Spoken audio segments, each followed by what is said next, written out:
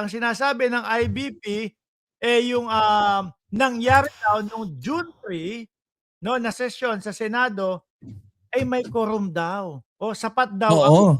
dalawa sa ilalim, nung Abilino versus Cuenca. Ayan, ikaw muna diyan. Hindi. Ayan, actually kasi alam naman natin yung nangyari nung I think it was nung Wednesday kasi umabsent ng 2 times, tapos of course yung minority kailangan na nilang kumilos or gumawa ng hakbang kasi talagang yun lang naman yung objective nila is gusto nila magtrabaho.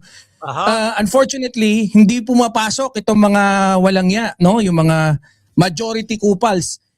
Ang ginawa, no, so ang ginawa nila, pumunta sila ron since yung quorum, no, kailangan majority, half plus 1 kasi yun yung equal na majority. Ang dami nagtatalo-talo kasi dapat daw yung quorum talaga bibilangin yung total nung kung sino yung actual sitting senator, which is ang ano nga lang, no, marami kasing may isang jurisprudence, no, na talagang yun yung pinagbabasihan kagaya ng Abilino versus Cuenco, which is ginagamit yan until now, tapos hindi naman yan na yung hindi pa binabaliktad ng Suprema yung hatol diyan. Kaya legit yan, and yan na yung Integrated Bar of the Philippines. Sila na rin yung nagsabi, no, na pasok yan. Pasok. Di ibig sabihin, kasi mismo galing kay Alan Peter Cayetano Oo. Alam naman namin na papalitan nyo lahat ng committee.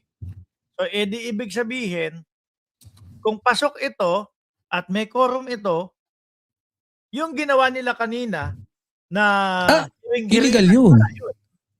Oo. At mismo nanggaling kay Alan Peter Cayetano, alam nila. No? Correct. Dahil ang 12 na bilang ng senador sapat para palitan ang committee. Ang hindi pwedeng palitan yung Senate President, kailangan 13. Which is sabi naman ni Ping Lacson, hindi papalitan si Peter pero walang Senate President. Correct. Kasi they were able to create a quorum base nga dun sa 23 lang ang bilang nila.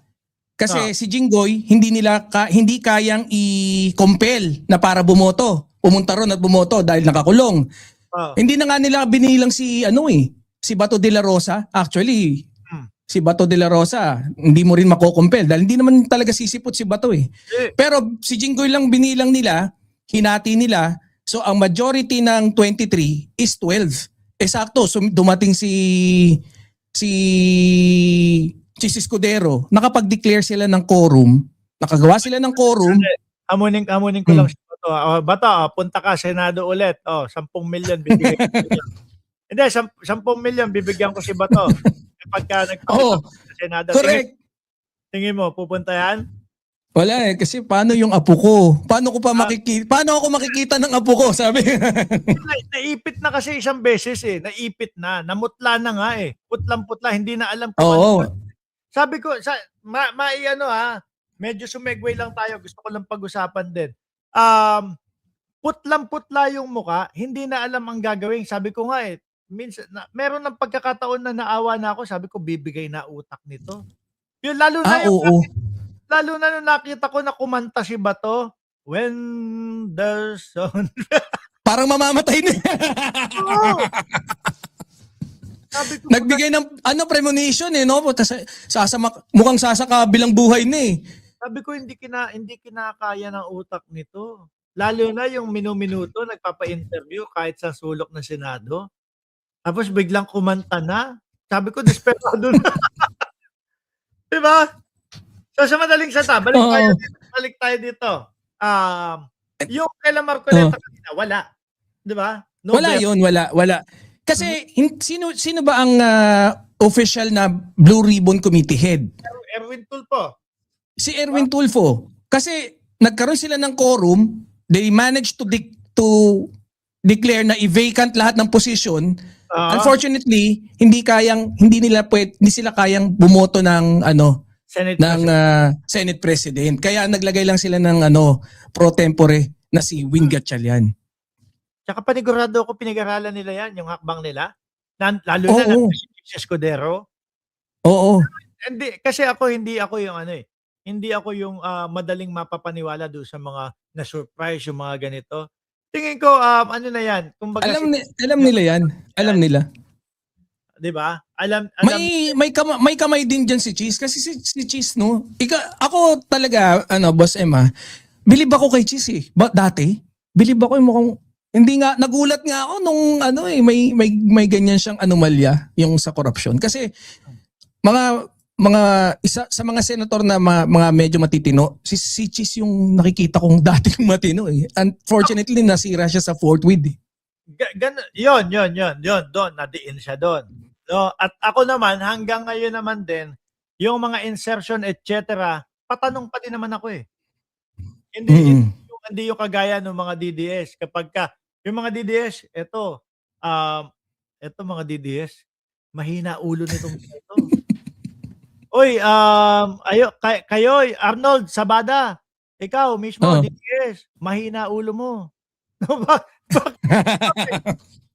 Nung nandun siya panig nila, si Chis Escudero, nung kasama nila Alan Peter Cayetano. Oy, si Chis, naku yan. Tignan mo, ang ayos-ayos niyan, ang tinutino niyan, dinadamay nila sa mga ganito, ganyan, sa mga insertion, etc. Pinagtatanggol nila, di ba? Oo. Nakita lang nilang sumama doon sa 11 para matuloy lang yung Senado. Binanatan na nila. Correct. Natatakot si Cheese na na makulong kasi may mga kaso ganito, ganyan. Iba na agad yung naratibo. Alam niyo, oy, nasan ba yun si Oy, Arnold Sabada, alam niyo kung bakit mahina ulo ninyo? Hindi naman tuluyang sumali si Cheese Escudero doon sa sa panig sa panig ng minority eh. Pumasok lang siya, pumunta lang siya para matuloy yung quorum ng Senado pero hindi siya binanatan niyo na agad. Oo. Kasi siya yung paliwanag din niya, duty bound talaga siya. Kumbaga, tawag ng trabaho. No? Paano yun? Pag nabasa ni Cheese Escudero, langya itong mga DDS na to na dati sumusuporta sa akin, pinagtatanggol ako tapos pumasok lang ako sa trabaho. Wala na. Pag nabasa, langya, ayoko sa mga bobo. Baka gano'n, ayoko sa mga bobo. Cheese Escudero, matalino pa naman yan, di ba? Medyo sablay lang siya doon sa gusto niyang elect si Martin Romualdez doon sa loob ng Senado. Tapos ang mga ipinakita niya yung mga rally-rally na sumisigaw daw yung taong bayan. Hindi, yun. Di ba? Oo nga eh. Mahina mga ulo nitong mga DDS na ito eh. Sabi ni Annalyn Ando, kaya nga yan mga tunay na mga vlogger ginawang matino ang mga taong bobo.